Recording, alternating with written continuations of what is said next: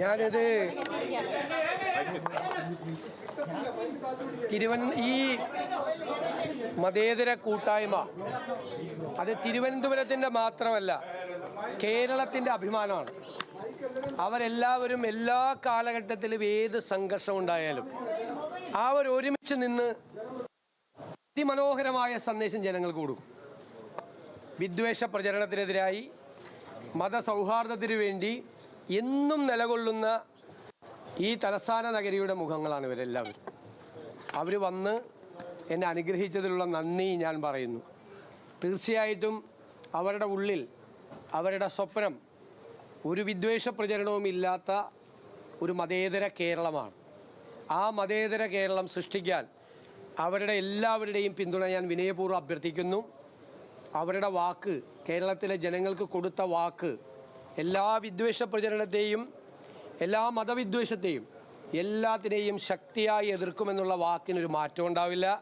അതിൽ ഉറച്ചു നിൽക്കും. അതാണ് എനിക്ക് ഈ ഏറ്റവും പ്രിയപ്പെട്ടവർക്ക് നൽകാനുള്ളത്. ഇവരുടെ എല്ലാവരുടെയും പ്രാർത്ഥനകൾ സംസ്ഥാനത്തുടനീളം എല്ലാ മതവിശ്വാസികളും ഉൾപ്പെട്ടവർ നടത്തിയ പ്രാർത്ഥന കൂടിയാണ് എൻ്റെ ഈ സ്ഥാനലബ്ധി എന്ന് ഞാൻ കരുതുകയാണ്.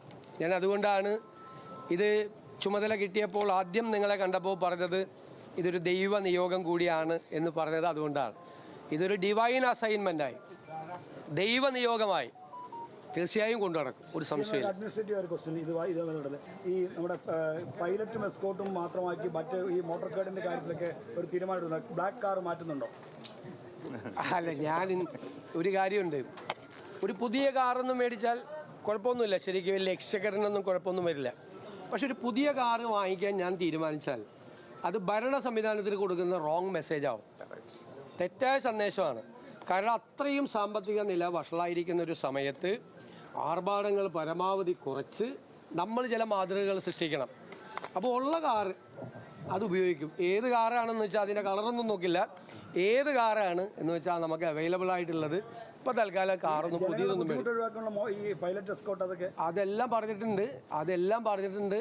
അവർ Z+ കാറ്റഗറിയാണ്, ശ്രദ്ധിക്കണമെന്ന് പോലീസോട് പറഞ്ഞു. എങ്കിലും പറഞ്ഞു, ഞാൻ കരുതുന്നത് വലിയ ആർഭാടത്തോടെ വളരെ പത്രാസിലൂടെ റോഡിലൂടെ പോയാൽ ആളുകൾ എന്നെ ചിലപ്പോൾ അവർ പുറത്തൊന്നും പറയില്ലായിരിക്കും, പക്ഷെ ഉള്ളിൽ കളിയാക്കി ചിരിക്കും. അതിൻ്റെ അത്രയൊന്നും ആയിട്ടില്ല ഞാൻ. അപ്പോൾ അത് ഏറ്റവും ലളിതമായി ഏറ്റവും കുറച്ച് ചെയ്യണമെന്ന് അവരോട് പറഞ്ഞിട്ടുണ്ട്. പിന്നെ നമ്മൾ പോകുന്ന വഴിയിലൊന്നും ആളുകളൊന്നും ബുദ്ധിമുട്ടിക്കരുതെന്ന് പറഞ്ഞു. പരമാവധി ഏറ്റവും കുറച്ച് വാഹനങ്ങൾ, ഏറ്റവും കുറവെന്ന് വെച്ചാൽ വിരലിലെണ്ണാവുന്നതിന് താഴെ മിനിമം അത്രേ പാടുള്ളൂ പറഞ്ഞു. അത് ഒന്നും ഉണ്ടായിട്ടല്ല, ഞാൻ ഇതിനു മുമ്പ് പോയവരെയൊന്നും പരിഹസിക്കുകയൊന്നുമല്ല, അതൊന്നുമല്ല. അവർക്കൊക്കെ അതിൻ്റെ ആവശ്യമുണ്ടായിരുന്നു, എനിക്ക് അതിൻ്റെ ആവശ്യമില്ല. 1. 2, നമ്മൾ ഇത്തരം ഘട്ടങ്ങളിൽ നമ്മൾ ചിലപ്പോൾ മുകളിലിരിക്കുന്നവർ അല്ലേ കൊടുക്കുന്ന സന്ദേശങ്ങളുണ്ട്. ആ സന്ദേശം ക്ലിയറാണ്, അത് കൃത്യമായിട്ട് നമ്മൾ കൊടുക്കണം. നമ്മൾ പത്രാസും ആർഭാടവും കാണിച്ചാൽ നമ്മുടെ താഴെയുള്ളവർ മുഴുവൻ കാണിക്കും. അതിനുള്ള ശേഷി കേരളത്തിലെ ഖജനാവിനില്ല. Thank you.